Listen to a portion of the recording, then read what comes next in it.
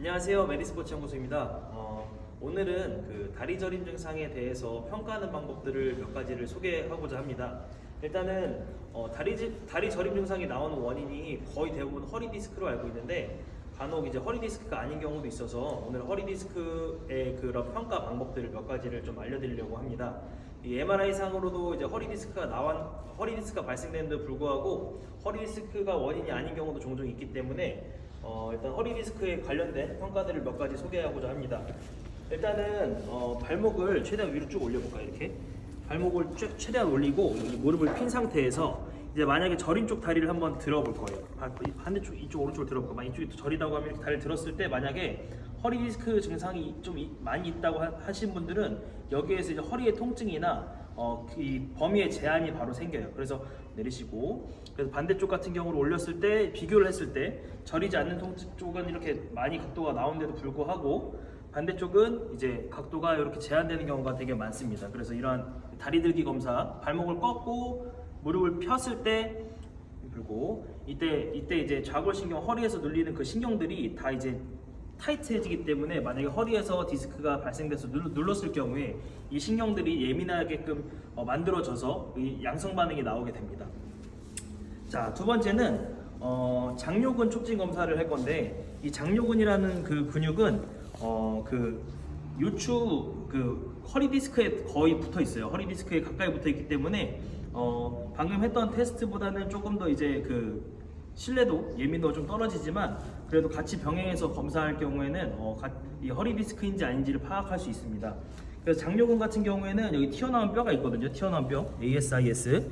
튀어나온 뼈에서 배꼽까지 3분의 1 지점이 이 장요근이라고 볼 수 있어요. 그래서 배꼽 한번 찍어볼까요? 손가락 한 개로. 네, 배꼽. 네. 그래서 배꼽하고 이 튀어나온 뼈 ASIS의 3분의 1 지점을 눌렀을 때 만약에 이 지점에서 저림 통증이 있는 그쪽이 그 근육이 예민한 반응이 나타나면은 이 허리 디스크의 양성 반응이라고 예측을 할 수 있습니다. 오케이. 자 이제 엎드려서 또 한 가지 평가할 수 있는 방법이 있는데 일단은 거의 대부분 디스크가 발생하는 게 요추의 4번, 5번 그리고 5번하고 천추 1번에 발생하거든요. 4, 5번이 어디냐면 위치가 여기 골반 있죠.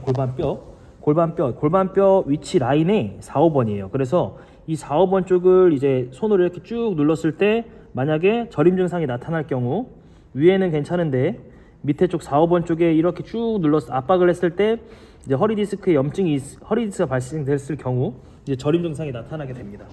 새로 이제 평가를 할 건데 이렇게 네발기 자세에서 이제 허리 가동 범위를 평가하는 거예요. 그래서 최대한 허리랑 목이랑 최대한 내려볼까요? 최대한 꺾어서 고개도 한번 들어볼게요.